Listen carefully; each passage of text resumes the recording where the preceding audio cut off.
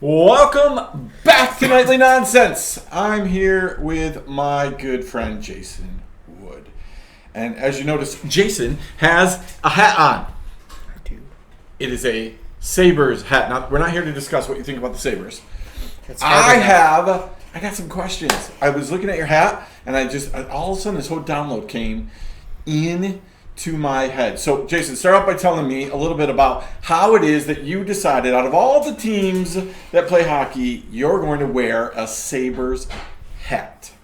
When I was a kid, I went to a game Uh-huh. and fell in love with the sport. And of course, the Sabres are the hometown team. They're playing the Boston Bruins. Ooh. Dominic Hasek was in goal, and the Sabres won. And I just was hooked at that point. So I want to make this clear for a point, not because I'm just trying to give you a hard time, right? Right. You went to a game, right? Two teams playing. You fell in love with the one team because they were the home team in Boston. Everybody knows Boston's It's the Boston. rival. They're the bad guys, right? So, you fell in love with watching the game, right? Mm-hmm. Okay.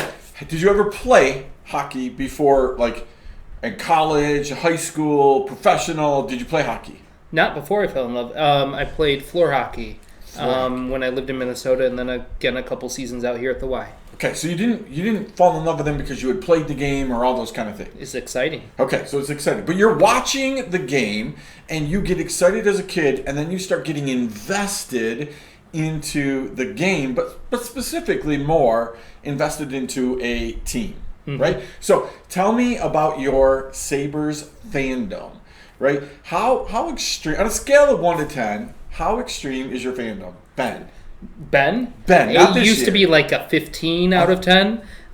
Lately, priorities change, and it's probably still a 7 or 8. But So I have fond memories of watching Sabres games with you and you being a little bit vocal. probably more than a little. A little bit vocal about the game. Now, do you know any of the Sabres players? Like met them in person, or just Like they are, like you text them or you contact them, you're involved with them, you have a relationship, a friendship with them. not the players? No. Okay. Do you have any kind of a relationship with the owner? No, but I babysat once for the general manager, the Okay. current general manager, when he was still playing in the NHL. There you go. So you have some sort of a connection with Yeah. the general manager. But would you say that you have any kind of influence Not at on all. the general manager? He calls Not say, even slightly. I haven't talked to him in years. Right. I would really like to know your thoughts on this place. Yeah. Did they ask Oh, you I- about trading Jack Eichel? No, but I'm okay with it. There you go. I think they're figuring. All right. So as you're watching the game, what gets you excited? What motivates you? I want them to win. They honestly telling that they are putting in effort, and when you can tell that they are enjoying the game, they are enjoying playing. Like this past year was completely different than previous years. You could tell they were having fun, that they were into it. That's what I find exciting, when you could tell they enjoy doing what they are doing. So you can support a team that was losing, right? But you could tell that Many they years. were enjoying it. They were trying to figure it out. They're coming together, right? Yes. So that's hard because for a lot of fans, they just cannot get around enjoying a losing effort, right? They can't support that, right? We walk away at worst, but at best, we demand that changes be made, right? Mm-hmm. So have you ever disagreed with any of the decisions that the Buffalo Sabre organization has made? Absolutely. Have you been vocal about those decisions in any way, shape, or form? Probably. Right? Probably. Did you have any ability to change those decisions? Not at all. All right, good. So now let me wrap this up, tie this into a little bow. Ready? I think that you've just laid out the perfect scenario for what we do in Christianity, how we watch other people. Right? We fall in love with something or somebody, and then we start to be a fan of theirs. We start to watch them. We start to pay attention to them. We start to look at what they're doing, right? But what happens is, if we're not careful, we start acting as if we're the owner of them, right? We're the general manager of them. We're the manager of them, or we're on the team in any way, shape, or form, right? So as you just said, you're not on the Buffalo Sabres. Right? So we can be vocal about it, we can talk a lot about it, but we don't have any ability to make the changes within the organization, right? Right. Talk to me a little bit about how you've seen that happen and play out in Christianity, where we're very vocal about what other people are doing. We're very vocal about how they're doing it, but we have no real ability to change anything. The first things that come to mind Go. are so many people speak out against pastors for handling situations the way they are, saying maybe like they're just in it for money, or why aren't they preaching about this instead of that?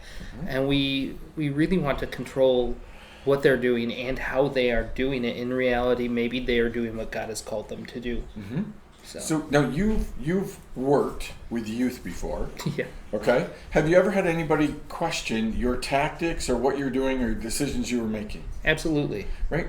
Did they in any way, shape, or form have any real ability to make a difference, or are they just commentating from the side?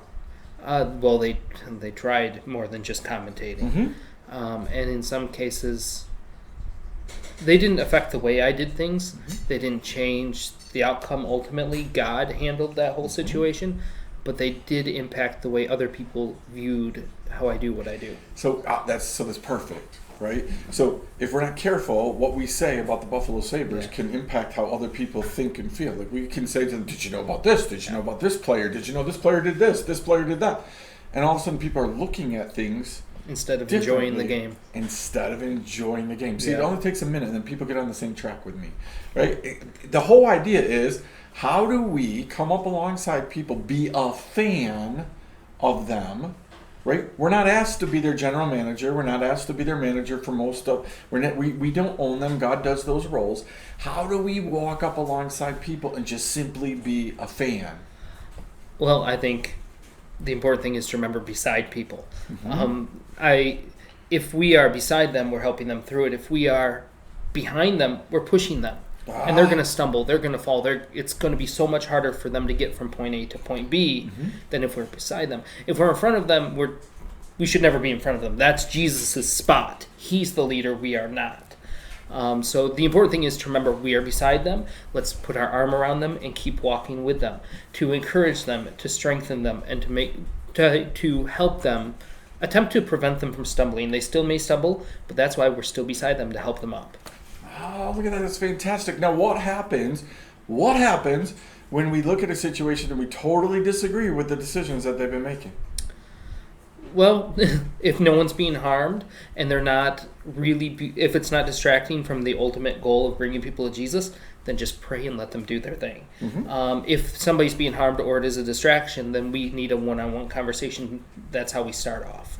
And then if we have to bring in more people, we do, but hopefully it never gets to that point. So how many Sabres fans do you think have ever had a one-on-one conversation with the general manager? Not many. Not many, right? But a lot of those fans got a lot to say about the general manager, don't they? We sure do. Right? So again, we're not called, in Christianity, we're not called to be like that.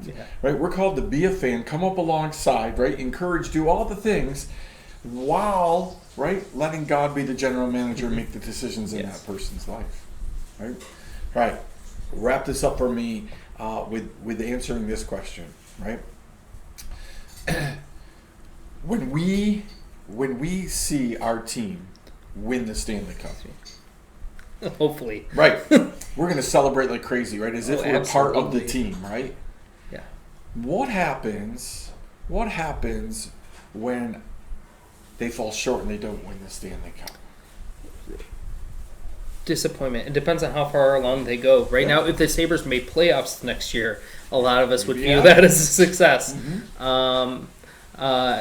A huge success. A lot of us would celebrate. A lot of us would celebrate if they just barely miss. Yeah. But if they just fall short, it depends on the team. It depends on the fans and the experiences they had getting to where they are now. If Colorado falls short, yeah, they won last year, but there are going to be so many people who are angry. But if Buffalo just falls short, because it's been so long since they've been in the playoffs, there are going to be people just really excited still and continuing to support them.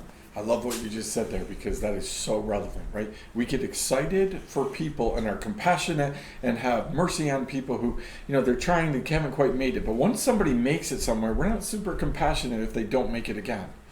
right? Once somebody, we deem them as a mature person or a mature Christian, man, if you fall, it's a bad thing, right? If you don't make it to where we think.